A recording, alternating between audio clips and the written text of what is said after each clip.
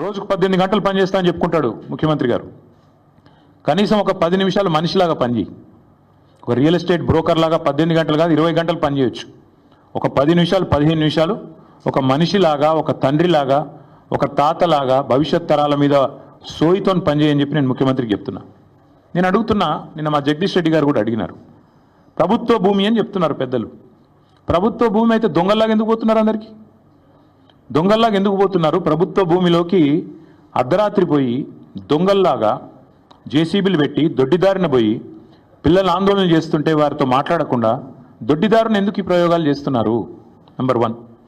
Number 2, మీరే కదా కోర్టుకు చెప్పారు మార్చి 27-28 నాడు ఒక పిల్ పబ్లిక్ ఇంట్రెస్ట్ లిటిగేషన్ ఒక ఎన్జిఓ వాటా ఫౌండేషన్ అని వారు ఫైల్ చేస్తే మీరే చెప్పారు కోర్టుకి 10 రోజులు సమయం ఇవ్వండి, మా జవాబు చెప్తాము, కోర్టులో మా కౌంటర్ ఫైల్ చేస్తాము అన్నారు.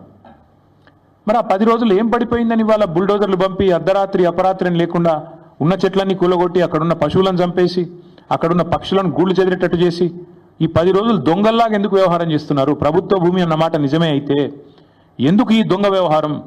ఎందుకు పగటిపూట పోవట్లేదు? ఎందుకు అర్ధరాత్రి దాడి చేస్తున్నారు? కోర్టు సెలవులు చూసుకొని శనివారం, ఆదివారం, ఉగాది, రంజాన్ ఇవి చూసుకొని వందల వాహనాలు అక్కడ పంపి బుల్డోజ్ చేస్తారా? ఇదేనా ఒక ప్రజాస్వామ్యంలో ఒక నీతివంతమైన పరిపాలన అందించే వాళ్ళు, ప్రజాపాలన అని చెప్పుకునే వాళ్ళు చేయాల్సింది?